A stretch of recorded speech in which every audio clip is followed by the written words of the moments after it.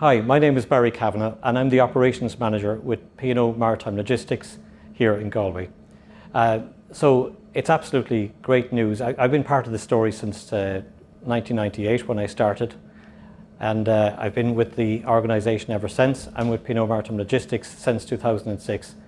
This is an absolutely fantastic story for Ireland, for the Marine Institute, and indeed for P&O Maritime Logistics. We've been involved with the project since its inception, and we've really enjoyed the collaboration with the Marine Institute. It's been challenging technically, operationally, and it was fantastic the way the whole project, we worked as a team to bring it across the line. In fact, we've had staff here for the last, really since the beginning of the build, and we've built up our personnel to bring the project home to a full crew now, and ready to bring her home to Ireland to start a new adventure with the vessel. With regard to Ireland, I think it's going to be a fantastic resource.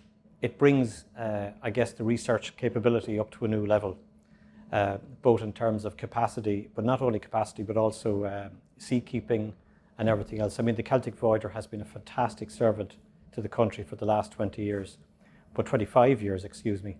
But the Tom Crean will take this on to a new level. Really, a lot of its capability will be similar to the Celtic Explorer, so we'll have two fantastic platforms at sea. And I think it's going to bring it on to a new level. I really like the name. I think Tom Crean is a symbol in Ireland. Over the last 20 years, everybody or almost everybody knows about Tom Crean in Ireland.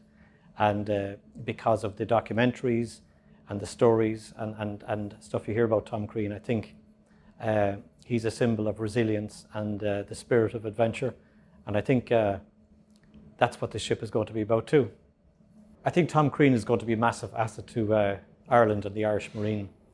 Clearly, as a state-of-the-art research vessel, what it's going to mean for not only the Marine Institute and its own responsibilities to do with fisheries and Infomar and all those other roles. I think it's going to be a massive asset to the universities as a training platform. But not only that, as a kind of a symbol as well. I think the name Tom Crean was extremely well chosen because over the years, Tom Crean himself, I think his fame has risen from strength to strength, and people are more aware of who Tom Crean was and what he stood for. To me, it's about resilience, the spirit of adventure, and never give up or never say die. And I think that's what the legacy of P&O Maritime Logistics and the Marine Institute has been with regard to the research vessels. And this new vessel is really going to bring that onto a new level, I think.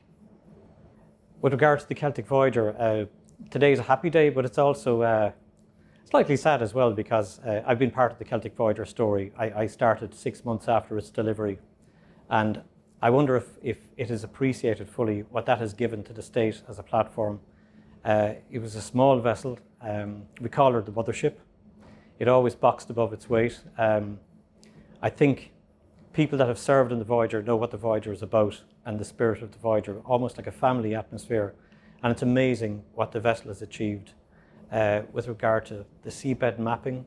I don't know how many hundreds of thousands of square miles it has done. Underwater TV projects, groundfish, student training platform, and the crews themselves. Sometimes as a small vessel, I guess they have to ask themselves, how are we going to do that with such a small ship? But the amount they've actually achieved with what they had is quite amazing. So as we say goodbye to the Voyager and the fantastic people that are still working with us, but those have retired as well, the scientists, the crews, and all those involved down the years, I think it's great to be able to mark their achievements as well and the ship.